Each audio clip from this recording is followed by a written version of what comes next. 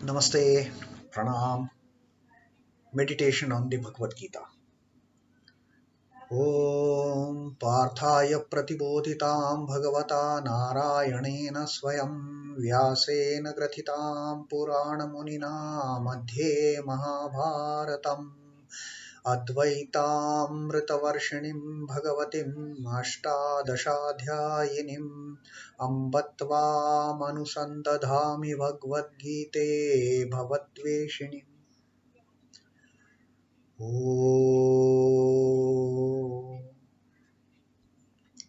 O Bhagavad Gita, with which Lord Narayana himself gave enlightenment to Partha, which was included in Mahabharata by the ancient sage Vyasa. O Goddess, content in the 18 chapters and showering the nectar-like knowledge of Advaita non-dualism. O my affectionate mother, the destroyer of rebirth, I meditate upon thee. Now, Krishna Vandana.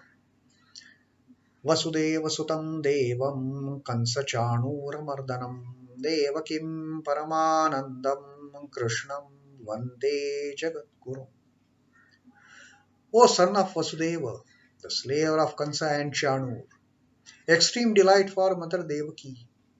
O Krishna, the supreme teacher of the universe, my salutations to you. After hearing from Sri Krishna about how the righteous people, they get freed from all the sins by partaking of the leftover after the yajna, and those 5 types of yajna that the scriptures have told, and how a person verily eats, consumes nothing but sin, who cooks for himself, who eats himself without sharing with anybody. Now that kind of teaching. Now Sri Krishna is further going to tell us in this 14th shloka that we are going to read today about the wheel of life and the importance of yajna. Now here Krishna is very particular about his way of teaching. Once he takes up the subject, he takes it thoroughly till the end. He doesn't leave anything halfway. Now he has told us about the various aspects of this yajna, the sacrificial act, the giving up attitude of a human person, being. Now he is associating that yajna with our other day-to-day existence, kind of. How this work, how this universe comes into existence because of the performance of the sacrificial acts. And now for that he is giving a physical example that we can actually relate to. He is not talking in the air. He actually gives the physical example through the allegories, through the symbols, and he is teaching us. Sri Krishna in this 14th shloka talks about the wheel of life. Annād bhavanti bhūtāni parjanyād anna-sambhavaḥ yajñād bhavati parjanyo yajñaḥ karma-samudbhavaḥ. Now he's talking about the complete cycle of the life cycle as such. Sri Krishna says, annād bhavanti bhūtāni. Annād is from food. From food, bhavanti, become.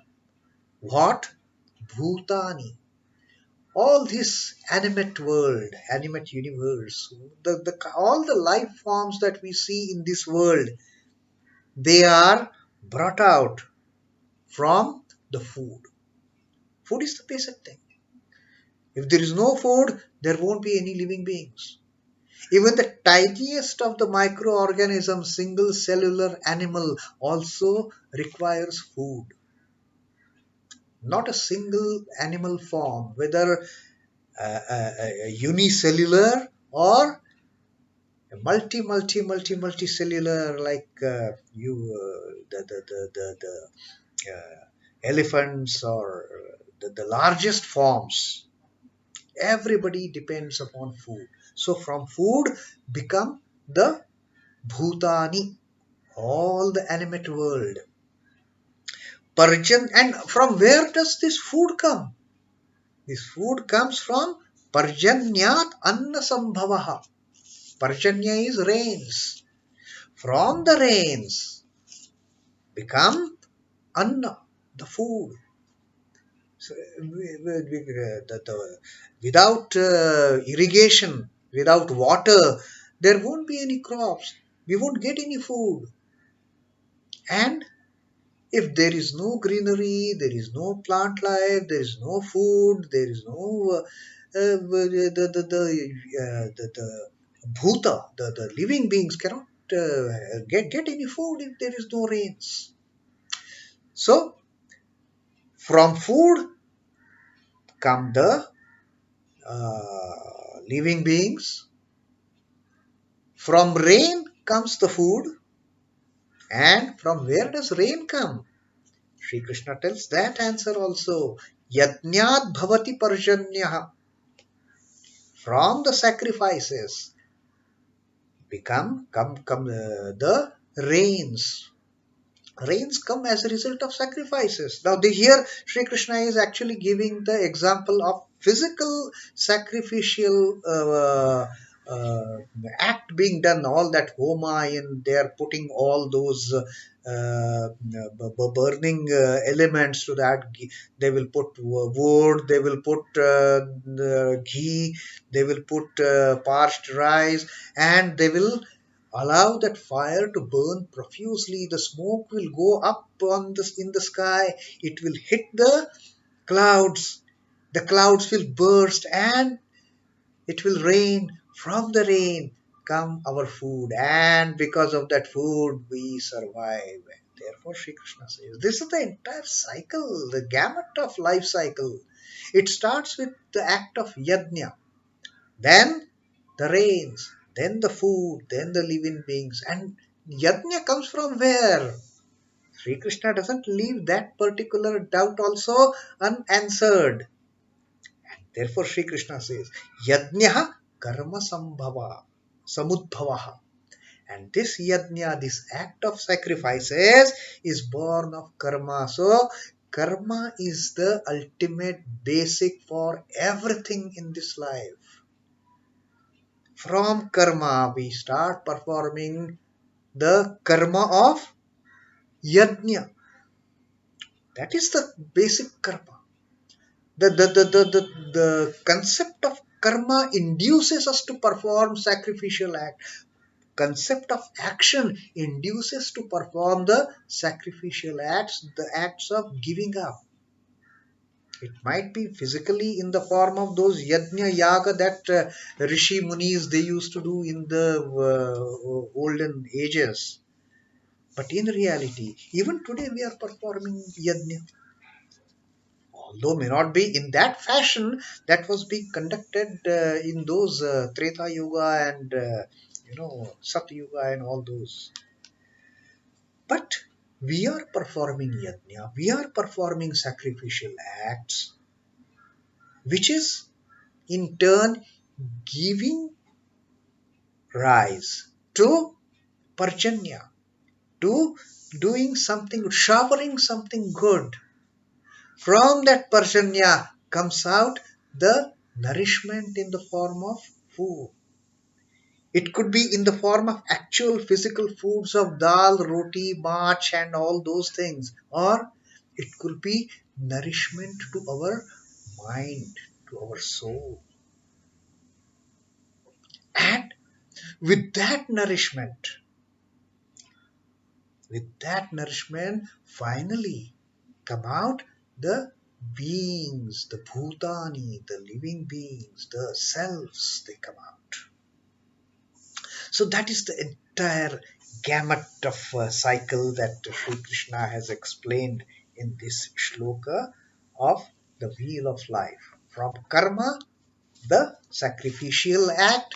From sacrificial act, we have the rains, the irrigation, some kind of medium which allows these foods, which allows this nourishing element to come into existence. And from the nourishing elements which have come into existence come the living force, the prana, the self. Now, work performed with the right frame of mind gets converted into yajna. Whichever work we are doing with the right intention, with the selfless intention, becomes yajna. The effect of that work assumes the subtle force which in Vedic parlance is known as apurva. This point can be clarified through two concrete examples. Now, Swami Chidbhavananda ji is further elaborating on this particular aspect of apurva, which comes into effect when we start doing work in the unselfish manner. The example that he has quoted is sun converts sea water into invisible water vapor, which is equivalent to apurva. Now, as the water evaporates, the vapor is formed. Now, this formation of vapor, this is termed as apurva in the Vedic parlance, in the Vedic sense. In its turn, the vapor becomes rain. Goes up and becomes cloud, and we see the clouds above in the sky. And then, when the circumstances come suitable, the clouds, they throw back water in the form of that rain. You see, there also, they take water from the sun, from the sea, from the earth, and then they give back the water. They don't take anything. The clouds never retain that water within them for themselves. No, they give it back. That is again a yajna. In its turn, the vapor becomes rain. The rubbish consigned to fire changes itself into indivisible carbon dioxide. Now, when the yajna is being done, all that smoke comes up. That is nothing but carbon dioxide, right? Now, this carbon dioxide, it is apurva in this state. Now, till the state it is that smoke, it is that carbon dioxide, CO2, it is apurva. It then forms food. It then forms food to the plants assimilated by their leaves. And then this smoke, which is generated out, actually physically generated during the act of performing a yajna, the plants, the trees, they take up that carbon dioxide. They take up that apurva and they convert it into food in their system. Similarly, man's yajna changes into mental force, which alone in reality is apurva. So all our acts of doing anything selflessly also generates some kind of apurva, which in turn helps us in converting it into some kind of nourishment for the soul. The syllables chanted in yajna do not themselves become mantras or mental forces. It is the thought. You see, if somebody just keeps on chanting Om Swaha, it is not, that doesn't have any effect of the mantra, but it is the thought. It is the intention with which all those words and syllables are uttered while performing that yajna. That makes the difference. It is a thought or feeling that really constitutes the mental force. Then it becomes mantra. Simply chanting some syllables together, it is not a mantra. The intention, the force, the mental strength with which they are chanted, that makes it a powerful mantra. The purer the man and his motive, the stronger is the mental force. It is the intensity of the force of mind that becomes apurva. Influenced and regulated by it, the rainfall occurs to people on earth. So, it is that apurva, that hidden strength which has gone into any act, that results in showering the rains from the clouds. That results in showering an impetus to create the nourishment to the soul. Now here, that what Sri Krishna has told about annād, bhavati, bhūtāni, and all these are all basically they are symbolic teachings.